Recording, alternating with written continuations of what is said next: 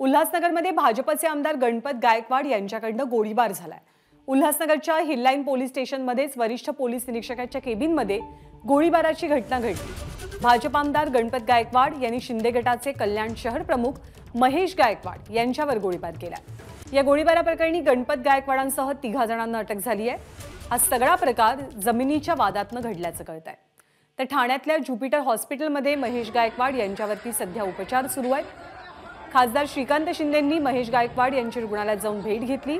दरम्यान कार्यकर्त्यांनी रुग्णालयाबाहेर मोठ्या संख्येने गर्दी केली आहे। भाजपच्या गणपत गायकवाड यांनी शिंदे गटाच्या महेश गायकवाड यांच्यावर एकूण 6 गोळ्या झाडल्या।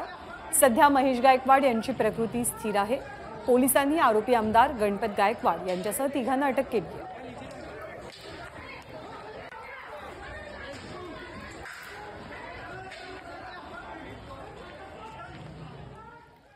तर या गोळीबाराच्या घटनेसंदर्भात राज्याचे उपमुख्यमंत्री आणि अर्थमंत्री अजित पवारांनी काय प्रतिक्रिया दिली ती सुद्धा पाहूया।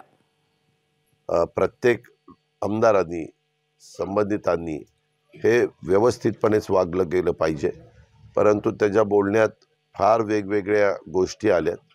त्या रात्रीस उशिरा मला त्या समजल्यात आणि सकाळी तुमच्या समोर आलं। वास्तविक कुणीही अशा पद्धतीनं कायदा हातात घेण्याचा प्रयत्न करता कामा नये। पण आज देवेंद्रजींशी आणि बाकीच्यांशी बोलून नक्की काय झालंय, एवढ्या टोकाचे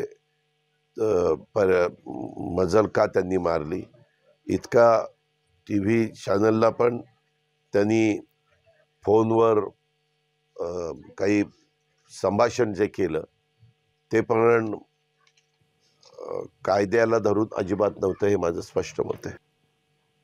दरम्यान हा गोळीबार होण्यामागचं नेमकं कारण काय होतं, पोलीस स्टेशनमध्ये काय घडलं, याबद्दल पोलिसांनी काय माहिती दिली आहे ती सुद्धा पाहूया। हिललाईन पोलीस स्टेशन मधील द्वारली गावामध्ये एक जमीन आहे। त्या जमिनीचं मालक जे आहेत ते एकनाथ जाधव आणि त्यांचे कुटुंबीय आहेत। त्यांचा आणि कन्स्ट्रक्शन कंपनीचा वाद होता। त्यामध्ये ही मूळतः एकनाथ जाधव ही दलित बांधव आहेत आणि त्यांची महारवतनाची जमीन होती। त्या जमिनीच्या वादाच्या अनुषंगानं त्यांची बोलणी आणि समझोता सुरू होता।